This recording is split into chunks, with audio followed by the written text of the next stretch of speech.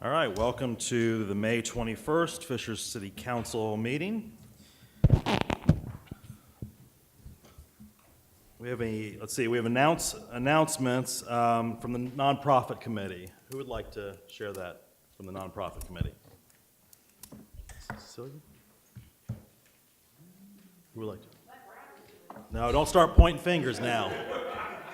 Because How is it possible that Brad and Pete aren't willing to speak? I can't believe this. Yeah, this is, The not-for-profit committee has opened up its 2018-2019 grant application process. I think that released, probably over the last couple of weeks.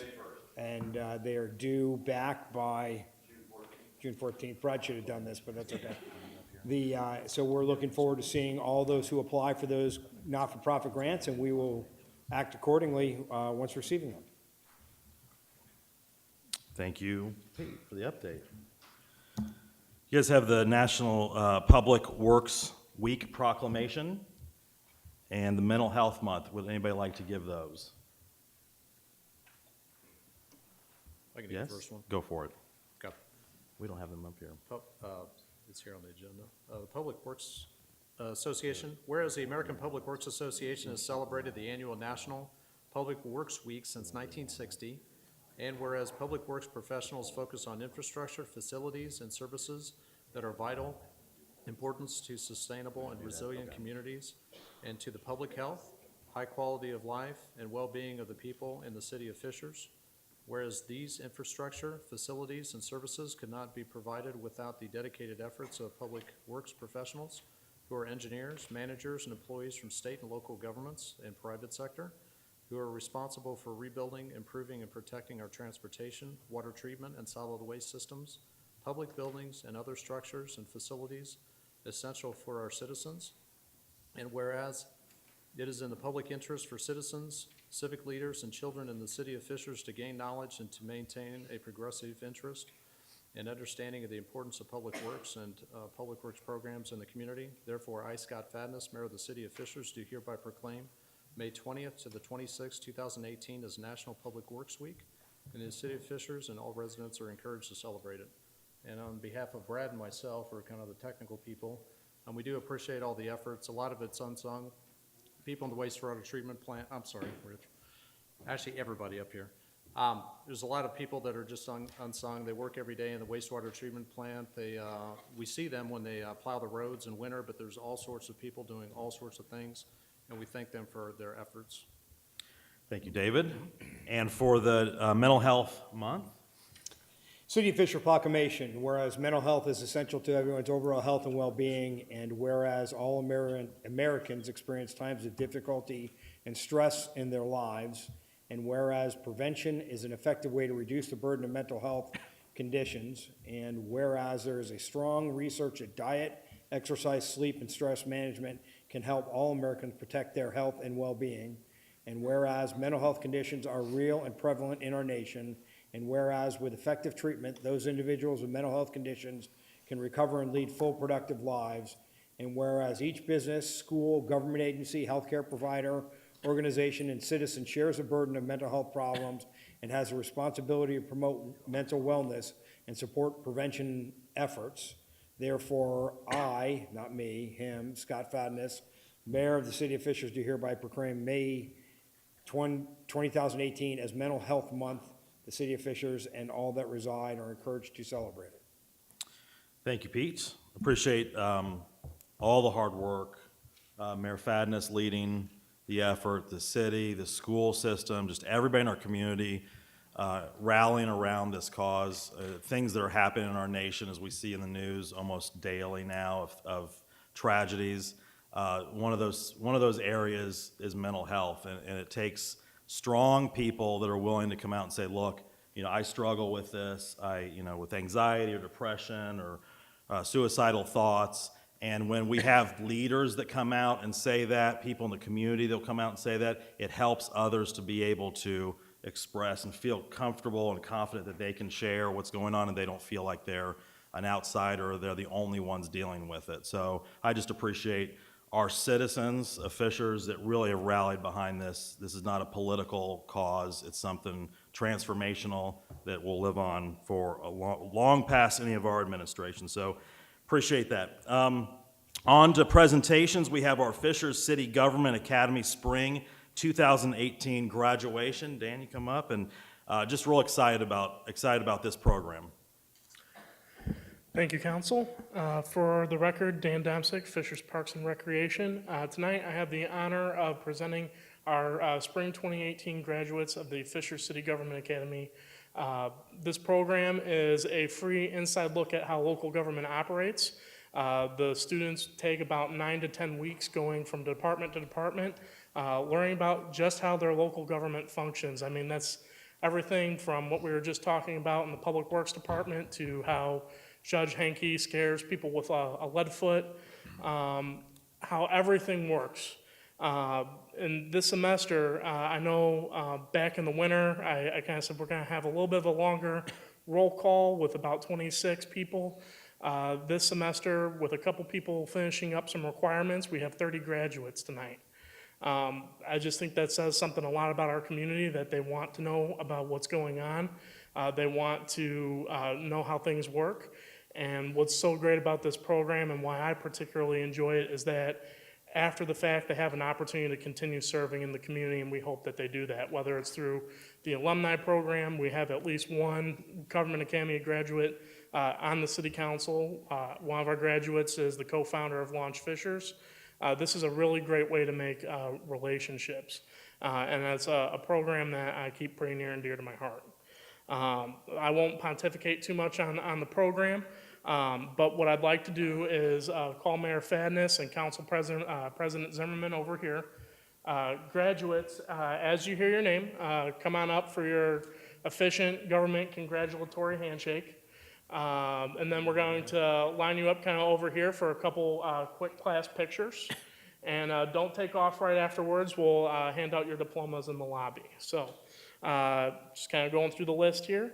Amber Garcia, Anna Baugh, Angela Summers, Benjamin Irvin, Bethann Buddenbaum, Bruce Gigrich, Patricia Gigrich, Calvin Robertson, Christopher Tritch, Cynthia Bodner, Cynthia Houth, David Skurlock, Diane Lucas, Jamie Zaleski, Jen Glannon, Jim Lucas, Kevin McClure, Kimberly Walsh, Matt Kavanaugh, Michael Snowden, Pete McGinnis, Rachel Lindeman, Ron Nicodemus, Sandra Welch Richard, Srikanth Kondetti, Wayne McCarg, Tom Muha, Edwina McCarg, April Sterling, Nate Sheblow, and Dan Kloblusnik.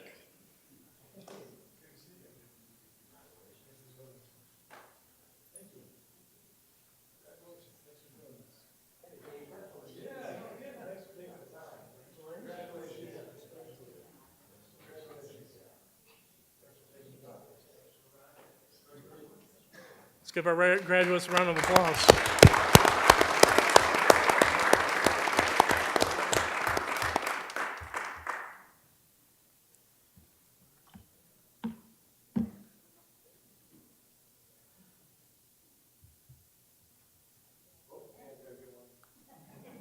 Step back here a second. All right, thanks everybody. Thank you, Council. Thank you, Mayor Fadness.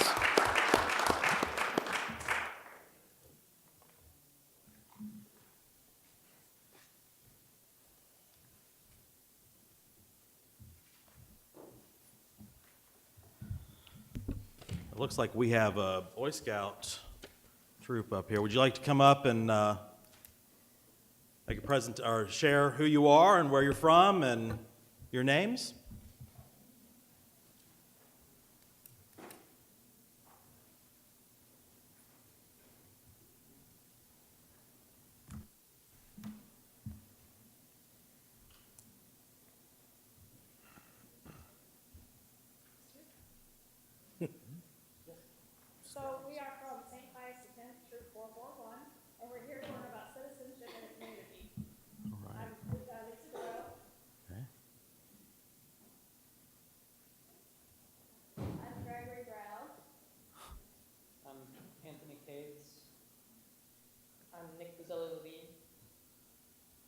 Owen Dixon.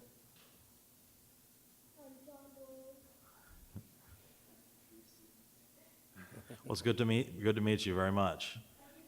Absolutely, thank you. Yeah, thanks for what you do.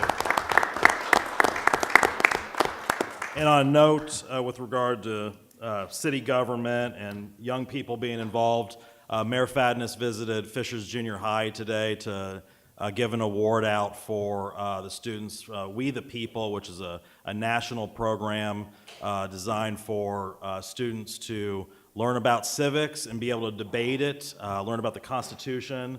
And they went, and for the second year in a row from Fishers Junior High, are national champions. So they could not be here tonight because of an award ceremony at the school. So Mayor Fadness visited the school, and it was a good time. And so we just want to commend them for all their great efforts. Finance Committee report, Chairwoman Stoller. We had a finance committee meeting this month. We reviewed all the topics. We did not have a quorum, so we were unable to vote. All right, thank you for the update. All right, a motion on the consent agenda. Move to approve. Second. Motion by Pete, second by John. All in favor? Aye. Any opposed? Okay, motion passes. R052118D.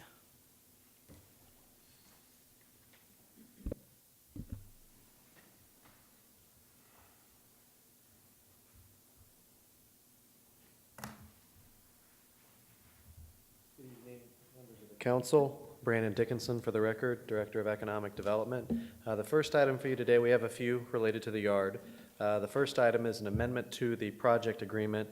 As you may know, Thompson Thrift and the Building Corp and the city agreed to a project agreement back in May of 2017 for a $40 million retail development consisting of retail, restaurants, and a culinary accelerator building to be located at 116th Street and commonly referred to as the Yard. Since entering into the agreement, the developer has proposed an additional separate and distinct project that consists of constructing a multifamily building and garage on the project site.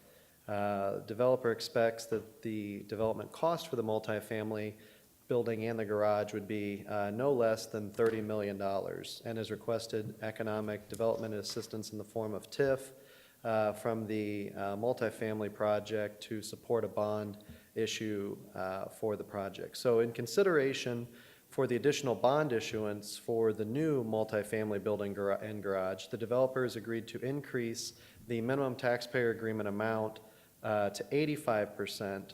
If you remember, originally for the retail, it was just 75. So we were able to renegotiate that component within this amendment and increase the minimum taxpayer agreement amount to 85%.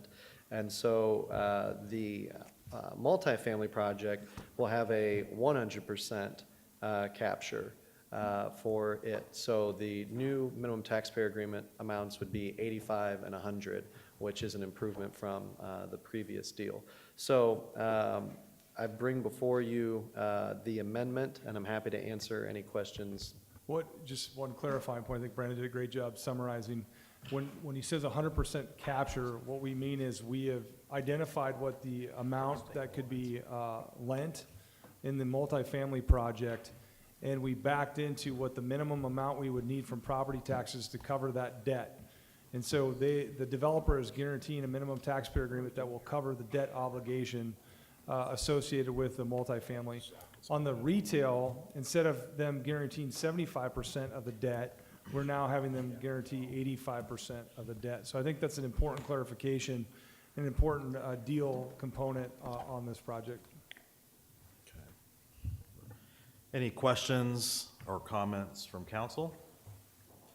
Yeah, Todd, real quick. I know we've got several items. I just want to make one quick comment. Just it kind of encompasses everything. I know this came before us about a month or so ago. Basically, the addition of the residential on top of the already approved retail, and I voted against that. And that was approved. So the way I look at things is I look at things going forward. So I'm trying to take a look at how the project's constructed now. So I spent a little bit of time talking to the developer, and I appreciate their efforts and willingness to meet. So I met with them personally, And I also had several phone conversations to go through some of the pro forma data, because you guys have done a great job. You kind of turn the screws a little bit more, but I want to make sure that everything works for both sides. And some of that I look at, because some of their pro forma data, sometimes, will you do this, this, and this? They'll say yes, and then they'll make some changes in the pro forma, and sometimes they'll shave it a little bit too close, and then we find a situation where 5 to 10 years down the road, we have an issue. So those are the reasons why I wanted to talk to them and go through that. And I won't go through the details in this meeting, but what I can say is just from the industry standard of the things that I do in my day job, I went through that, and I feel that they have everything in relation to where it should be in their pro forma. So I'm comfortable with where they are. The rent, I think, is a little bit aggressive, but the other things like expense ratios, the increases in income, increases in expenses, things like that are what I would expect to see. So I'll be supportive of that. Like I said, it was not before. The way I look at things, though, is going forward. And I did do some of that due diligence. I'll just share with everybody here that it went within the boundaries of what I would expect to see. I'd just like to thank Dave. Dave's the one on the council that does it. I appreciate you taking the time to do that, Dave. Thank you very much. Sure. I'm going to make a motion to approve. A motion by Pete, a second. Second? Second by John. All those in favor? Aye. Any opposed? I abstain. And one abstention. Motion passes. On to 052118B. Okay, this should be the request to approve an ordinance authorizing the City of Fishers taxable economic development revenue bonds for the yard retail project. So again, we kind of generally went over that. So this would be pursuant to the project agreement with Thompson Thrift, and then the city would issue the bonds and lend the proceeds to the Town Hall Building Corp. To make the proceeds available to finance building costs related to the original project. And respectfully request the council approve. I'm going to make a motion to suspend the rules and approve on first reading. Motion by Pete to suspend the rules. And second? Second by Cecilia. All those in favor? Aye. Any opposed?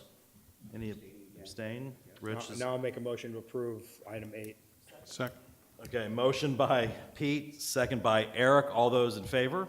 Aye. Any opposed? And you have to abstain, and Rich abstains. All right, thank you. Moving on to 052118C. Okay, this should be the request to approve ordinance authorizing City of Fishers taxable economic development revenue bonds for the yard garage project. This is the second part, and again pursuant to the recently approved amendment to the Thompson Thrift project agreement. We would issue bonds, lend proceeds to Town Hall Building Corp., and then Town Hall Building Corp. Would make proceeds available to pay for a portion of the costs related to parking garage, supporting a second project, a second and distinct project at the yard, and would respectfully request approval on this item as well. Motion to suspend the rules and approve on first reading. Motion by Pete to suspend the rules. Second by Selena. All those in favor? Aye. Any opposed? And Rich abstains. Now a motion to approve Second. item 9. Okay, motion by Pete, second by John. All those in favor? Aye. Any opposed? Rich abstains. All right. On to R052118E. This is the Fishers Ellipse project agreement. As everyone may have heard, we had put out an RFP for 2 pieces of property owned by the City of Fishers back in the late 2017 Q4. These parcels are to the north of the amphitheater under construction, currently being used as surface parking lots. You approved the first development last month for Flexware Innovation to make the western parcel its home. And today I bring you Fishers Ellipse, the selected developer for a 45,000 square foot Class A office building, approximately valued at $10 million with construction costs. The development would also allow for a public parking lot that would be available to the public after work hours and on weekends. So we'll be adding some additional parking to the amphitheater to help out with the increased engagement and attendance to our very exciting summer programs moving forward. The incentives associated with this project are a waiver of impact fees and a tax abatement totaling $1 million over the course of 10 years. This is a rendering of the building looking northwest off the ellipse. And as you can see, we'll also provide additional ellipse parking on Municipal Drive as well. And you can see a rendering of the Flexware building over to the left and the west. We are very proud of the results of the RFP. We believe that we obtained two fantastic proposals that will do great justice to the amphitheater as office bookends. I know the broker for for this development has received significant interest even before today's announcement. So we're very excited about the types of companies that we anticipate will very shortly be announced as moving into this building. And with that, I'm happy to answer any questions council may have. Any questions for council? Comments? Make a motion to approve. Motion by Eric, second by Selena. All those in favor? Aye. Any opposed? And Abstain. Abstain. So Pete and John abstain. Moving on to, wait a minute, was that E? That was 10. That was 10, yep. R05211-8F. Okay, I've got a heavy deck here, so I think I'm going in order, but please do correct me if I'm out of order. But this should be a declaratory resolution of the City of Fishers designating property as an economic revitalization area, and this is for the Fishers Ellipse ERA. As you know, the two-step process for authorizing an abatement pursuant to state code is to first have a declaratory resolution, and then in a month, we'll have a confirmatory resolution.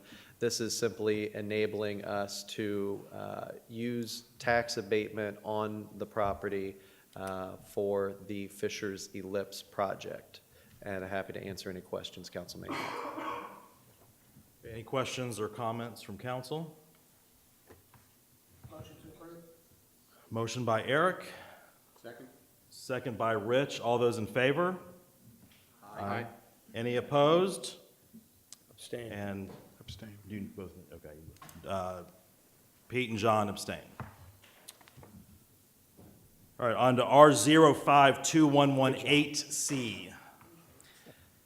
More or less of the same. This is a declaratory resolution with the City of Fishers designating the AMP Northwest ERA, which is the Flexware project, as an economic revitalization area. Again, this is the first step of our two-step process as a declaratory resolution to enable us to use tax abatement on the property.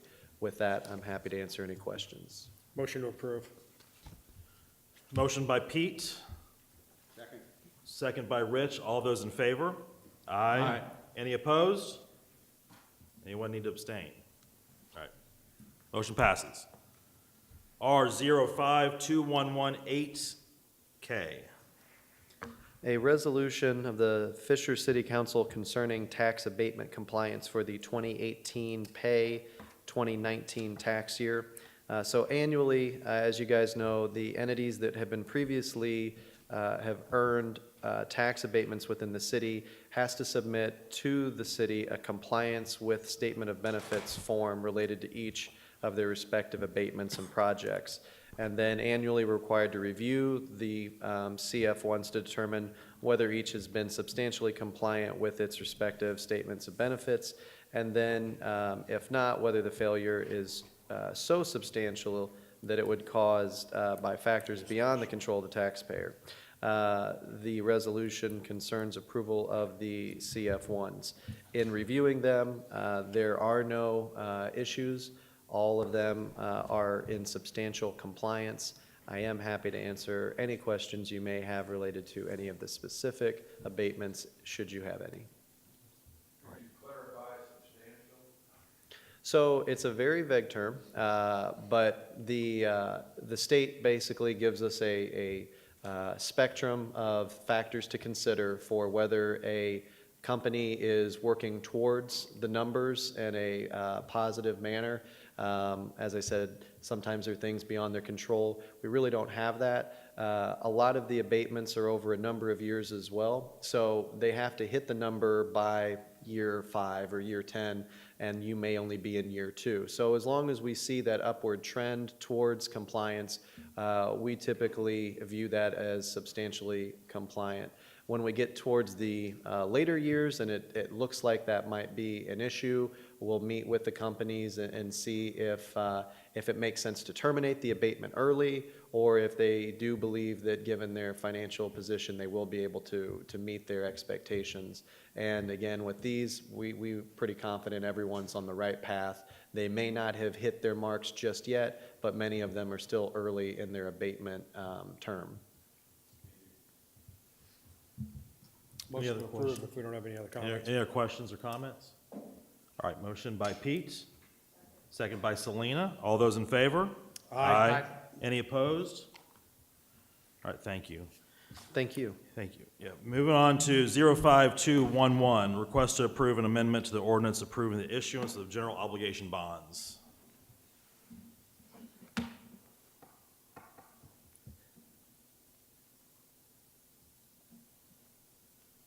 It's all yours. All right, Lisa Bradford, City Controller. The item before you, as you recall, in February, council authorized the general obligation bond in the amount of $5 million, which would be used to acquire a certain portion of Geist Waterfront Park. As we move forward into the acquisition process, we determined an issue with a cell tower that's located on this site. The cell tower is paying lease payments, and so when the city acquires the property, we will start receiving the lease payments, and we cannot purchase a revenue-producing item with a non-taxable bond. So simply, this amendment splits the bond into a taxable and non-taxable piece. The amount still stays at $5 million. If there are no questions, I'll ask that you suspend the rules. All right, any questions or comments from council? Nope, motion to suspend the rules, approve on first reading. Motion by Pete to suspend the rules, second by Selena. All those in favor? Aye. Aye. Any opposed? All right, Motion to approve. motion by Pete, second by Selena. All those in favor? Aye. Aye. Any opposed? All right, motion passes. On to R052118. All right, this is a request to approve additional appropriation of forfeiture funds. When we do the annual budget process, we do not appropriate any amounts in our forfeiture account. During the year, we have identified a need to replace servers for the police's division, the Internet Crimes Against Children, and this will simply allow the police department to purchase the needed servers. If there are no questions, I'll step aside for the public hearing. I'll open up for public hearing. Public input time. If you have any comments regarding this, please step forward, state your name and address for the record. You will have 3 minutes to speak. Anybody wish to speak? All right, I'll close the public hearing portion. Any comments, questions from council? Yeah, the only comment, we're just moving stuff from one account to another. This is an additional appropriation, but it was not budgeted on the forfeiture. I'll make a funds. motion to approve. Second. Okay, motion by Pete, motion by John, second by Pete. All those in favor? Aye. I'm used to saying Pete, Yeah, you know. Any opposed? All right, motion passes. I know. Quit throwing me off, guys. All right. R052118A. All right, this item for you is part of the approval process regarding the financing of the new police station in the garage. This resolution appropriates the proceeds of the transfer of real property in the amount not to exceed $15 million, which is the bond amount. So basically, this gives us the legal authority to move forward and transfer the bond proceeds and spend them. Right, I'll open up, we need a public hearing, correct? Yep, open up for public hearing. Any of those wishing to speak, step forward, state your name and address for the record. You'll have 3 minutes to speak. So no one is approaching the podium. I'll close the public hearing. Any motions? Motion to Or approve. questions? I'm sorry, questions from council or any? Okay, motion by Pete, second by Eric. 16. No, we're good, we're good. Second by Eric. All those that approve? Aye. Any opposed? All right, motion passes. All right, 052118D. Hi, good evening, Council. Lindsay Bennett, Assistant City Attorney. I'm here on excavation permits tonight. We are asking to amend Section 94.10. This is just an update of that ordinance. We've kept a lot of things the same. We've updated a few things, such as adding a definition section so that we know who the excavator is and what the right-of-way permit is. Any person that wants to excavate in any of the City of Fishers right-of-way has to get a right-of-way permit. That hasn't changed. That's always been the case. We did add a couple of things that the excavator needs to provide to us, such as proof of registration to do business in the state of Indiana. They have to provide proof of licensure, proof of insurance, and a big one is the IURC safety training, or 811 excavation training. They also need to supply an internal safety plan. We increased the right-of-way permit amount from $25 to $50. Open cut permits are still required for any open cuts in the streets. And we've kept the certain thoroughfares that have to have Board of Works approval before they can be open cut. We've kept the performance bonds, we kept the maintenance bonds. We did include that all excavators, including communication service providers and public utilities and private utilities. Sorry, I don't know, something's resetting.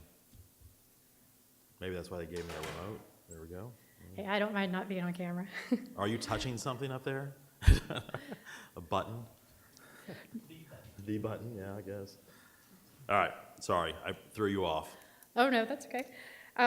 So all excavators, including communication service providers, private utilities, public utilities, have to get a right-of-way permit if they're going to excavate, and they have to post bonds. The big item we did add was underground pipeline hits. So the update that we're asking for says that the excavators have to comply with state law. So that means contacting 811 before they dig, getting utilities marked, making sure that they hand dig within 2 feet of those marked utilities. And if they do have a hit, contacting the appropriate people. We added the excavator has to contact known underground utilities so that they can coordinate those excavations with those other utilities. If an underground hit does occur, then they need to call 911, 811, the underground utility. That's required by state law, but also they need to contact the city engineering department so that we know when there is a hit. If the excavator is found guilty by the IURC, in violation by the IURC or in another administrative body, then they're responsible for reimbursement of costs incurred by the city. So it would be inspection fees, emergency personnel costs. In the event that the excavator has 4 hits within a 1-month period or 2 hits within 1 week, then the city can issue a temporary or permanent stop work order. We cleaned up the penalty section just a little bit. The fine stayed the same, no less than 200, no more than 2,000 per occurrence, but we also added that temporary and permanent stop work order language as well. I'll be happy to take any questions you may have. Any questions? I do have some just one question. Okay. Item section 94.17E, in the event that the excavator has 4 hits to underground utility lines in 1 month, how are we monitoring that? How are we going to keep track of that? So that, it'll be kind of a self-reporting, back to 94.17C. If there is a hit, then the excavator would need to contact 911, 811, the utility that they hit, and the city engineering department. It does get a little fuzzy whenever it doesn't occur within right-of-way. This is all right-of-way regulations. What citizens contact? I mean, I Yeah, can certainly. tell you where it was last year. This was all Yeah. MetroNet. Let's just get it out there. Certainly. They were hitting gas lines all around in Windermere, and it was causing an issue. And really a lot was just coming from residents contacting us, and us working with a number of folks, including Deputy Mayor McGrath and Senator Merritt and myself and other folks. So I guess I'm I need to understand how we're gonna keep track of this and have a self-reporting mechanism, where if they do have these hits, that they get reported properly, so they get pulled if they are. I know that's hard to do. I know that's difficult to do. It is if it's not something that we Even if it's not in our regulate. right-of-way, if they hit a gas line, aren't they under state law required to dial 911 and 811 and notify the underground utility regulatory body? Yes, that's correct. So even if they are on private property and they have a gas line hit, then they would have to contact, as Deputy Mayor McGrath said, 911, 811, and the utility that they hit. So we could certainly contact 811 and see if there are any reported. Where was AT&T cut last week? Not aware of cut. Where, Sunblest? Us are in this area back here. Because all of the northeast Fishers was out of phone service for about 4 days. Britton Falls, Avalon, that next door was just lighting up that AT&T was out.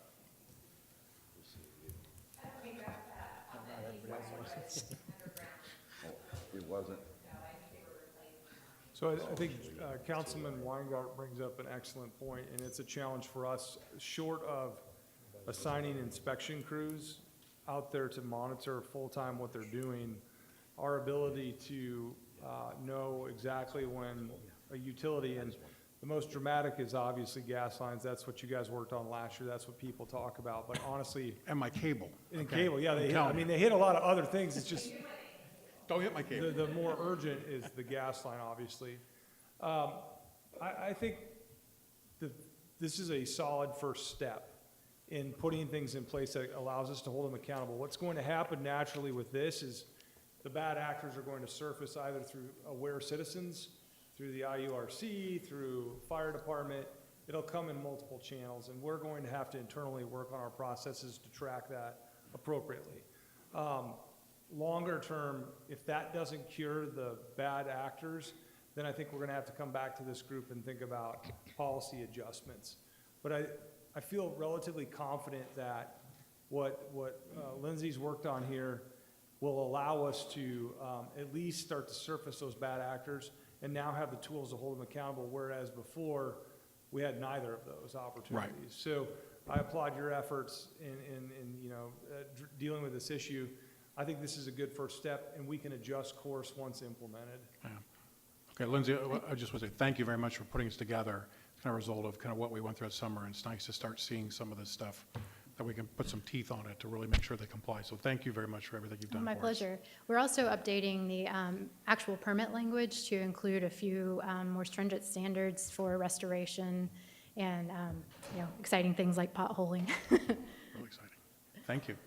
There was other questions, I know Eric and David. Even the language, I guess I did the state level, if there was a company that didn't self-report, I mean, it seems like that would be pulling the permit or pulling the license. I would assume there's something at the IRC that would regulate that. I don't know what the ramifications are, but I would assume there's something. So there's some disincentive to not self-report, which is good.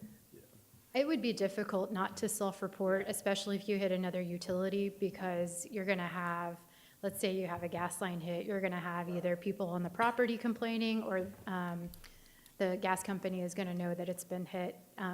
If you have, obviously, an electric line, you're gonna have a pretty big problem.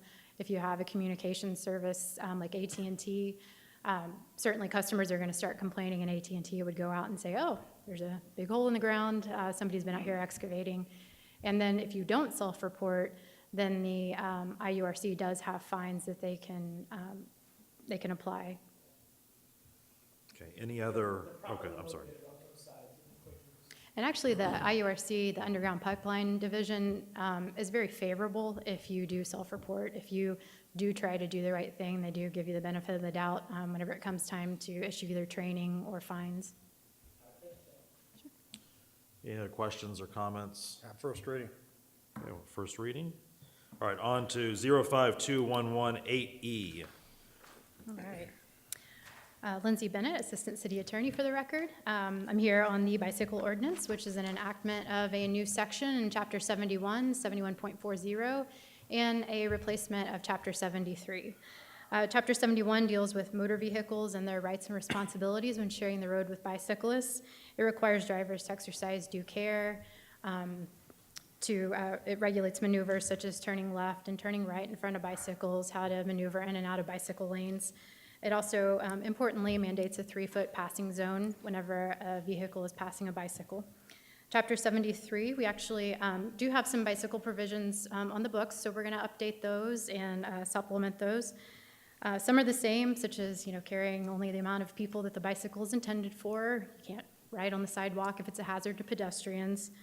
But we also added that bicyclists are to obey state laws, traffic devices, control devices, signs and markings that are in the roadway. They also cannot weave in and out of cars. They need to keep a safe distance whenever they're at stoplights and stop signs.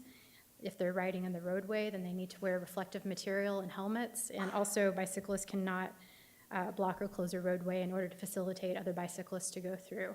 As far as penalties go, for the bicyclist provision, we've put that with the Ordinance Violations Bureau, or we've proposed to put it with the Ordinance Violations Bureau, so it would be a $20 fine, doubles in 30 days if not paid to $40. That payment's made to the OVB. With the motor vehicles, I had originally proposed to put it in 70.99 with moving violations. I'm going to do a little bit deeper dive into state law, make sure that that is the appropriate place for that, because it might be more appropriate with the OVB. So whenever I come back next month for second reading, I'll have an amendment for that specific provision. But I'll be happy to take any questions you have. Any questions, comments from council? I have a question. The reflective material, is that, or reflective apparel, are you thinking more in the evening? Because that didn't identify whether that pertained to day and night. And so I just didn't know if that needed to be further clarified, because It's intended for both day and night. You can have your bright green shirt or jacket on, but there's also material that they can put on the bicycle to make it a little more reflective. I know that there were some questions about, bicyclists who wear all black. How can we make sure that we see them? So that's where the reflective material actually on the bicycle was proposed. and apparel too, would that be for the day as well? Yeah. But I can make that clarification whenever I come back for second reading. Any other questions? Yeah, Lindsay, I had a couple questions. I sent this email to, or this out to the email list that I have of different HOAs just to get some comments. And only one person sent this to me, but they were asking about the fines. They just thought they were too low. I know that you talked about there were some metrics there, so I don't, between first and second. I don't know that they're too low. I told him that this is more to acknowledge so that basically the driving public knows that there are some responsibilities, and also the bicycling public. And it was more about that and less about, a fine. We're not gonna have the police officers out looking for this all the time. So but that was only one. But I did get more and more, like 3 or 4 replies back on the, what Cecilia's just talking about, the helmets and the reflective material. So, I'm an engineer, so I'm kind of black and white. So if I read 73.11-C, basically that's where that code portion is. So if I'm at my house and I go out into just the neighborhood street, that's a public road. Do I have to have, a helmet and things like that at that point? Yeah, if it is a public road, it is, the roadway is defined as a portion of street used for vehicular traffic. Okay, and that's what I So thought. I don't know if we wanna if you want soften to that a limit little that, bit. we certainly can do that. I think You the should intention wear a is more helmet. for the I mean, main it's just roads. obvious, but I just Yeah. don't know.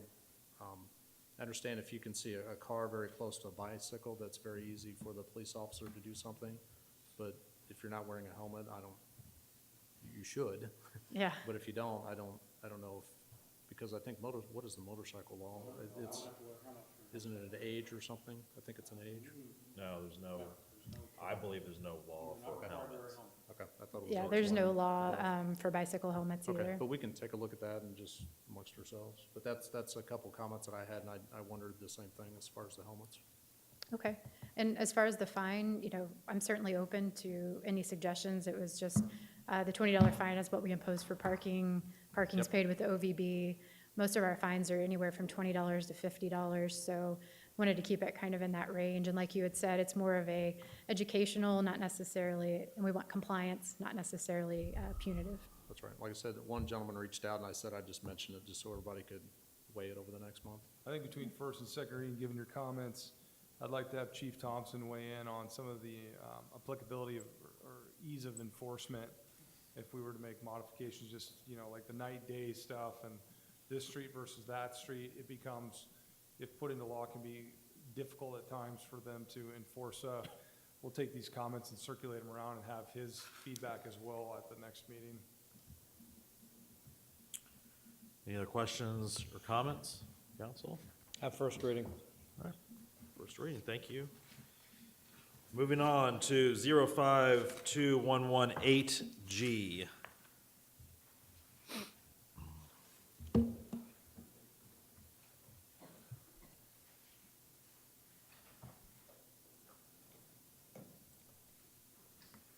Good evening. For the record, my name is Megan Schaefer with the Fishers Planning and Zoning Department. This item is a request to approve a text amendment to the Thoroughbred PUD to allow for 40 attached single-family dwelling units.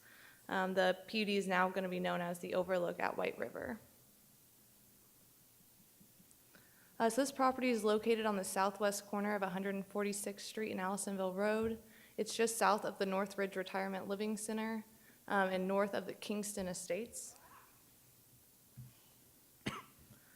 So like I mentioned, they're proposing 40 attached units. These are going to range from 3 to 6 unit buildings.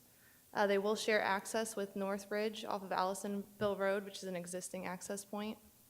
The development standards have been updated to accommodate the attached units. This would include setbacks, impervious surface, living area. There's been a gathering spot identified near the woods and basin to activate that.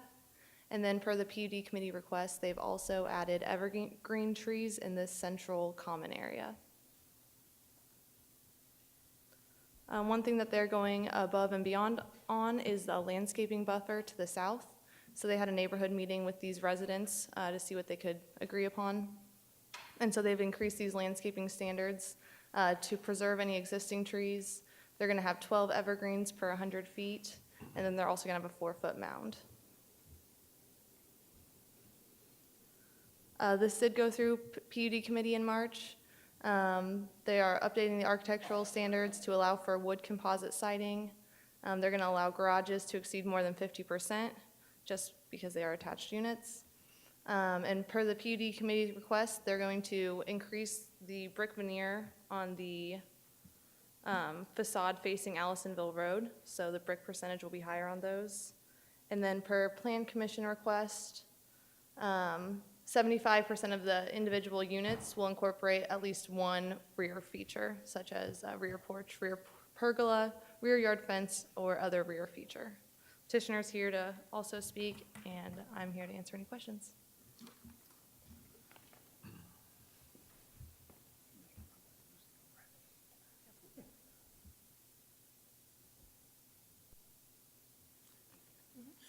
Good evening, Mr. President, members of the City Council. For the record, my name is Steve Harden. I'm a partner of the law firm of Fagery Baker Daniels. I'm pleased to be here this evening representing Westport Homes, and with me from Westport is Matt Dunn and Chris McKinney. They're right here in the audience if you have any questions for them.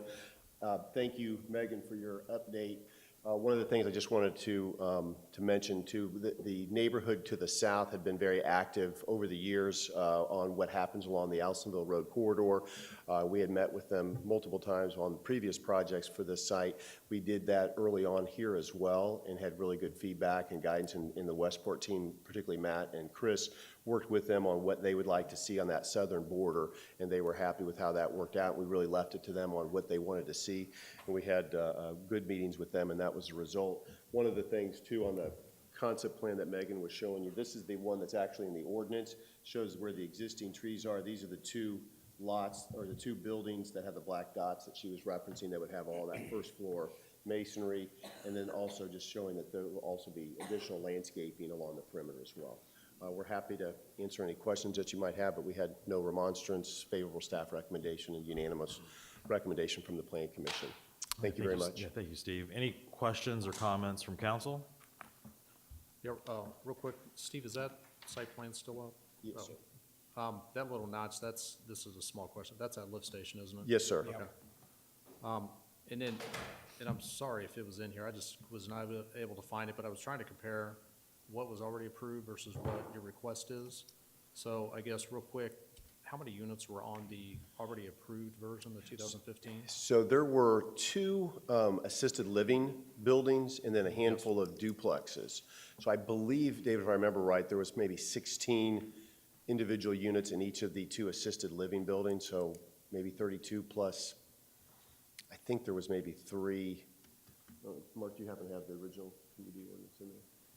Okay, So it was approximately that number. Okay, that helps. I just couldn't visualize what that was, whether it was 15 to 40 versus, so Yeah. about 30-something to 40? Okay. Yeah. And then, let's see, what was that? They were duplexes, right? So the most were 2 together, and then there was a little bit of landscaping in between each one? Yeah, so there were There we go. 2 Okay. big assisted living unit buildings, and then there was duplexes here with the ability to do another duplex back here, if I remember right. And so then we changed to this, met with the neighbors, and I think they were supportive of being 100% residential and not having the rest there. Okay. That's fine. Thank you. Thank you. Any other questions? No, from the planning commission side, I want to thank certainly the group doing the project. They were very amenable to changes that we asked to be made, continuing what I think to make a better project overall.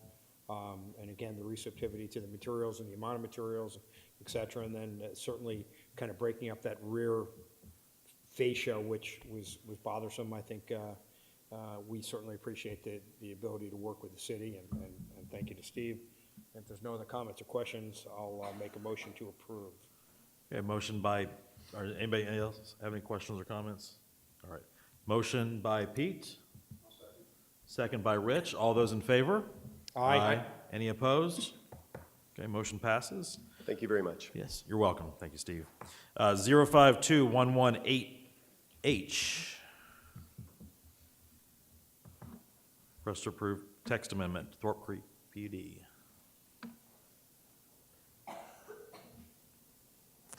Good evening. Again, for the record, my name is Megan Schaefer with the Fishers Planning and Zoning Department.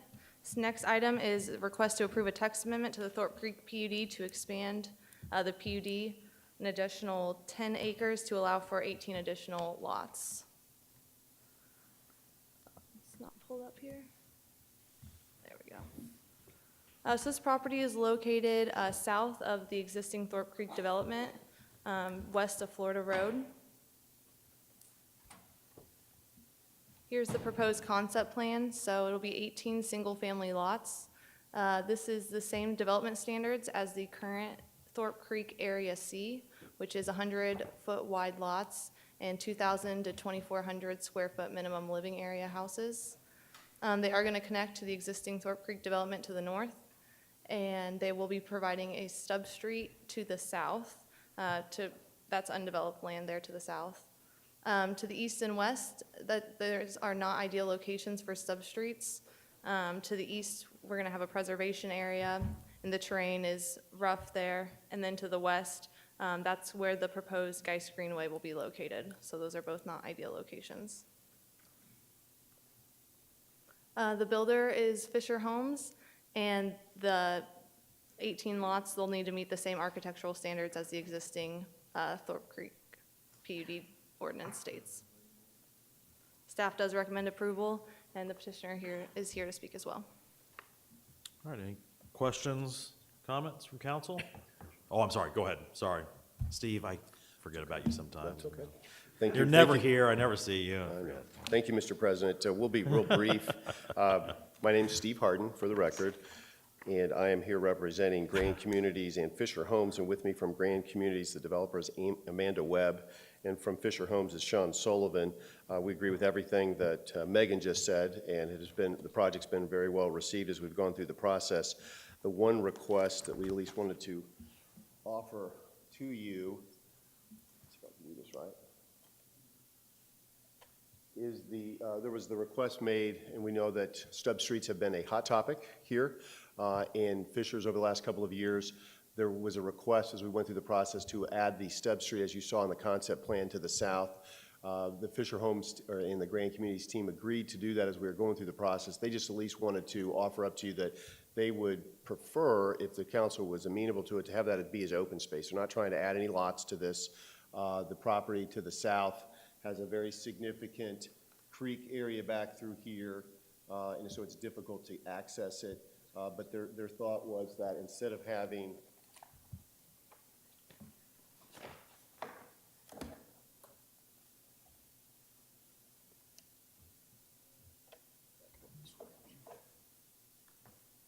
So right now, they have agreed to the stub street that's here. Their preference would be, again, they're not trying to add any lots or do anything, they just would rather that be open space for the benefit of the neighborhood so that there's not traffic driving through there going to a field back behind them to the south.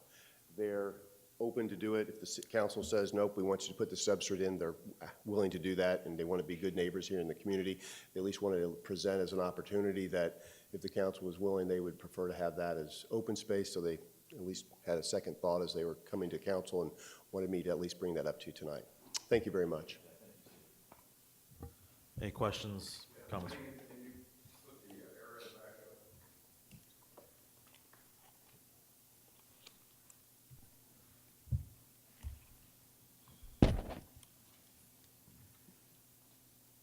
Thanks. I can do it on this. The sidewalk is missing right here on the south side of 126. Can we get that installed when they build this? They put it right here, just a little piece, but this is missing here. I assume when they develop this, we'll get the sidewalk on this. The city, this is Thorpe Creek Elementary. The city and the school corporation has installed the sidewalk here and all the way over, right there to the property line. So we've got it on the north side, we're missing it on the south side. Yeah, I can speak to that. So the path along 126th Street was installed by the developer 2005, 2006, when this first came about. The city around that same time came in and actually did a road expansion project and took out the path that the developer had already installed.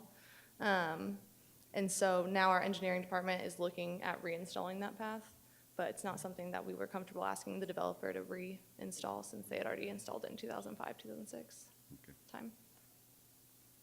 Good question. Any other questions, comments? I have a question. I guess it does concern me a little bit to not have there be a stub street. I know the topo's challenging over there, but I guess I would be open to it. I mean, my question would be this, is if that stub street does not go in now, if it remains some type of common area, are they willing, if at a later time that land to the south were to come back before us to be developed, that it would be their requirement to put it in at that time? So if you will, it's an easement that's granted today with some type of requirement. But it does worry me, honestly, that goes away. And that's new. I don't think we were aware of that at Planning Commission. No, I agree, Rich, and that was the exact comment I was gonna make. I have no issues with them making that an open space or a little kind of a pocket park, if you will, to kind of stop cars from running into an open field. Having a teenage boy, I understand how they think sometimes. So I have no issue with that, but I would want to preserve that area for any future that says if we need to connect that as a stub street, that there is no remonstrance by then the neighborhood that they can't say, no, you can't do and that. that is something, if I could give just an ounce of advice on this, having gone through this multiple times. There have been councils before that have made this very decision that says, hey, we understand you may not want to put this in today, but we could require you to put it in the future or have an easement to put it in when another neighborhood comes in. And I'm telling you, the neighborhood, once it's established, will not be supportive. So I think you either decide to do it today or you don't do it, one of the two, but don't put the false premise that you can leave it there for the future and then, oh, it'll be smooth sailing. Whether you say in a document or not, there'll be no remonstration. You go try to put a stub street into a neighborhood, it just does not go well. It's part of our ordinance, it's required, put it in.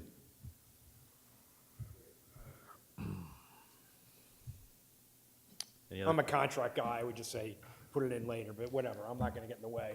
I'll go ahead and make a motion to approve as is. Any other comments or questions before we, I just want to make sure everybody's been heard. All right. Motion by Pete. What's the motion? I'm sorry. Approve it as is? Approve the, Stub Street, okay. yeah. Yeah, that's the way it is, as is. That's the way it is right now. Yep. Correct? That's where it's Correct. worded. Okay. Just want to make sure. All right. So motion by Pete, second by David. John. Oh, I'm sorry, John. All those in favor? Aye. Aye. Any opposed? All right. Motion passes. you very Thank much. you, Steve.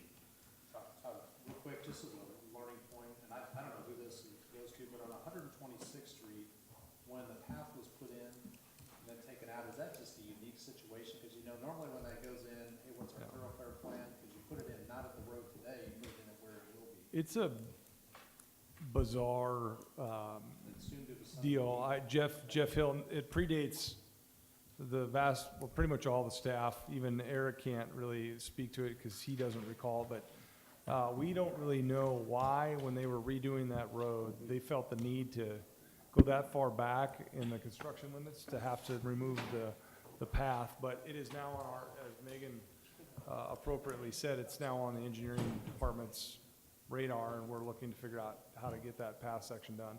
All right. Sorry. Anything else?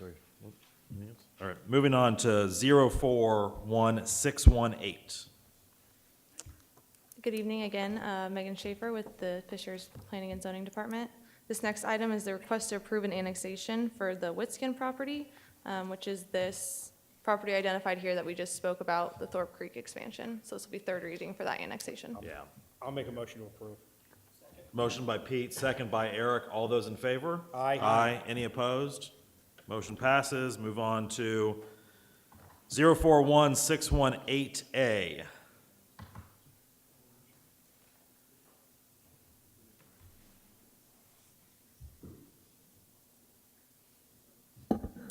Good evening. For the record, Taylor Navarre with the Planning and Zoning Department.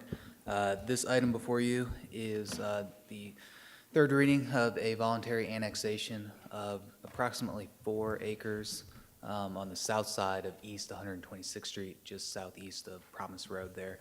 It's currently 2 lots and is part of the overall redevelopment of the site, which is on the agenda as the next item that we can go over in more detail. But again, this is third reading for the voluntary annexation. Motion to approve.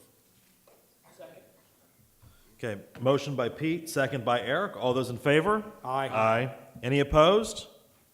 All right, motion passes. Thank you very much. Moving on to 052118I. For the record, Taylor Navarre, Planning and Zoning Department.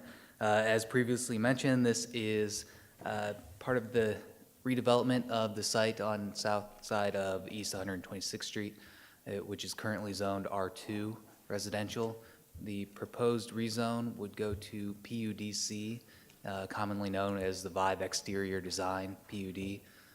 This would incorporate the Vive Exterior Design company that is currently located further west on 126th Street. They are an outdoor living and design firm, which kind of utilizes the space as a design feature and some landscaping utilities there. This site would also have some of their inventory and what are called hoop houses, but there would not be any on-site sales, such as a nursery. This would all be kind of consulting and inventory storage. The PUD has gone in front of the PUD committee back in March and received approval for the site design and the overall architecture, as well as received a unanimously favorable recommendation by the Plan Commission last month in April. As part of the PUD, they are also platting out a portion on the eastern side of the lot for the QCOM utility facility. It is currently under construction as it was allowed by right under the previous R2 development standards. The PUD will also establish that as an allowed use. So that will be accessed by an ingress-egress easement off of Old 126th Street, and again, will be over on the eastern portion of the site. So with that, staff is recommending approval of the PUD and the petitioner is here as well to speak. Okay. Thank you. I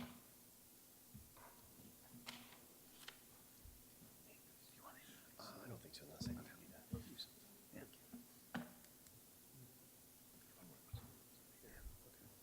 Good evening, Mr. President, members of the City Council. For the record, my name is Steve Harden. I'm pleased to be here representing Vive Exterior Design. And from Vive, our local business owner, Ryan Coyle, is here. Ryan has got a very successful business right now located at 126th and Cumberland. And so if this is approved, he's raring to go. I've seen the plans they're working on and getting started with construction right away. As Taylor mentioned, and thank you, Taylor, for your work on this project, a lot of coordination has been undertaken. There's some old right-of-way, some plating issues that we'll be working on outside of this venue, but this is hopefully is viewed as a significant upgrade to this challenge site. It's kind of hard to develop, and seems like a wonderful business to be here. So we're here to answer any questions. Otherwise, there was no remonstrance at the Planning Commission, unanimous favorable recommendation from the PUD Committee and the Planning Commission, so we'd respectfully request your approval tonight. Thank you very much. Any other questions or comments? Second, I thought it was a great project. The Planning Commission, I still think it's a great project now. It's a great location for that, so I'm hugely supportive. If Pete's happy, I'm happy. There you go, Rich. If Rich is happy, I'm happy. All right, motion by Eric, second by Pete. All those in favor? Aye. Aye. Any opposed? Motion passes. Thank you, Thank you Steve. very much. Yep. All right, moving on to 052118J. Good evening. For the record, my name is Dale Davis. I'm with the Department of Planning and Zoning. The next item before you is a text amendment to the MedTech PUD. This is a fairly short text amendment. This is the MedTech PUD out at 136th Street, between 136 and I-69. These are for rather large parcels with a few common areas. The request is to remove the 200-foot frontage requirement from the underlying zoning C3 standards and to establish in its place a 1.75 acre minimum lot size requirement. Now, this is being done for a specific project. This is going with the MedTech, or the MedTech CIO and Urology of Indiana project, where in doing their site design, they did discover that they could fit another building on their site and still park it and serve it properly. So this would really be a bigger return to the development. Though this will change the standards for the overall development, with these additional lots, the primary plat is built out. So if any other lots beyond these are sought by the development, a primary plat amendment would have to go to our Plan Commission. With that, I'm happy to answer any questions. The petitioner is also here to help with your questions. Okay. Would the petitioner like to speak? Or is there, just want to answer? No worries, okay. All right, all right. Any questions or comments from council? We can still get one more. Is this all going to be parking, or is this another building? That's parking. Okay, so we're just going to have 3 buildings on what started with 4 lots? This was all originally one 10-acre lot. We came through previously to Plan Commission to add additional lots to their primary plat so that this could be split into 2 lots, so urology and CIO could have their own properties. But in doing the site layout and with shared parking, there is room to have a third structure on this property. So now we can have 3 buildings all sharing the same parking. Okay, any other questions? Motion to approve. Motion by Pete, second by Selena. All those in favor? Aye. Any opposed? Okay, motion passes. Thank you. Yeah. On to 052118K. For the record again, my name is Dale Davis, a planner with Planning and Zoning. So this next request is a text amendment to the MedTech PUD. This PUD was established back in 1986. It's one of our oldest PUDs. This one was kind of unique from what we're used to seeing, where only really the uses were established within the PUD, and all the bulk standards and setbacks and architecture and landscape, everything was established through protective covenants, which had a 20-year life and expired in 2006. So that forces the city to now look at what the comparable zoning would have been, and that's C3, which is a little bit more strict than what that previous zoning would have been. In recent history, Launch Fishers moved back into the Northeast Commerce Park in 2016. We got designation by the state as a certified tech park last year, and that means as redevelopment occurs, there's additional funds for the city to recapture. One thing I do want to note is that through this this text amendment process, any uses that are legally established, they will become legal nonconforming, and they're not expected to change with the passage of this. Just to go through the uses very briefly, the previous list of uses pretty much allowed all the uses that were in our 1980 code under the commercial and industrial uses. This tailors the uses more towards the terms of our current UDO and towards those uses you might expect with a tech user. If you look in the bulk standards, what we've done is tried to lessen the setbacks to encourage redevelopment, give a little bit more usable space on the sites. The picture below is Bangs Labs. This is one of the existing buildings in Northeast Commerce Park, and it's a type of architecture we're kind of looking to embody with this text amendment. We want to emphasize the front facade, break up the massing of the large walls when you have a bigger user, and set forth additional standards for things that might otherwise not be compatible with one another. We are bringing in more landscape. The previous ordinance was fairly quiet on landscape, so we want it to match more of what we're doing in the rest of the community. And the review process is going to be the same as it is currently. It will still require PUD approval. And I wanted to bring forward something that was recently passed by our PUD committee. This is a building expansion that's going forward on the east side of Technology Drive. And the one that's in the foreground is an existing building that's now being wrapped by a large expansion. So this is the expansion from the white part to the right. So you can see that it matches the existing building. This is kind of what we're embodying with this ordinance, but you can see that there's a larger building behind it to be that bigger space. With that, when this was at Planning Commission, we did have some business owners speak, some neighbors speak. There were some conditions put on the approval. We wanted to put language in there that the PUD committee can look at the height issue for roofs where they're not on visible facades, so that's been added to the PUD. One of the neighbors wanted smells to be added to the language, where we also spoke about noise, so that was added. And some parking concerns were brought up by neighbors as well. The PUD really wasn't the place to address their concerns, so that's been forwarded to our transportation committee, and we'll be speaking about that next month. Okay. So with that, happy to answer any questions. Thank you, Dale. Any questions or comments? Motion to approve. Hold on, I have just a couple things. Is there anybody else that has anything? Okay. Just want to make sure as the staff comments, I appreciate, Dale, your responsiveness today. Just want to make sure that as we continue moving along, I think it's the right thing that we're doing back there. We got the fit and finish of that area, the development of the tech park is extremely important to the vibrancy of our community. And I just ask that the staff talks with the owners of the Best Choice Fieldhouse as people have raised concerns with regard to traffic. And at times there are issues there just because there's a lot of people that show up, but they move through a lot of people around this country that come to Fishers as a result of that facility. I think it's a great asset. However, once again, it is one of those places where, as it's developed into a tech park, there's a lot of different vibrancy there, a lot of different activity, and so we just want to make sure that the communication's clear from both ends. And so I would just ask that. That's my thing. Any other comments? Get a motion by Pete. Second by Eric. All those in favor? Aye. Any opposed? All right, motion passes. Thank you. Thank you. All right, any unfinished or new business? All right, and we have item 27. We've done this year.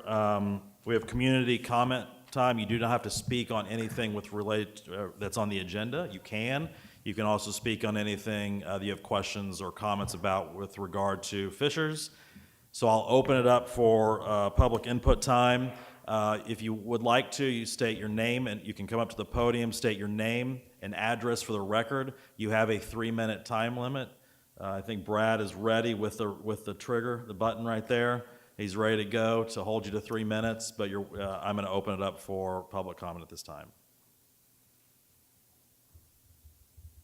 I see no one approaching, so I'll close that time. And motion to adjourn is by Pete. Second? Second by Cecilia. All those in favor? Aye. Aye. We're adjourned. Thank you, everyone.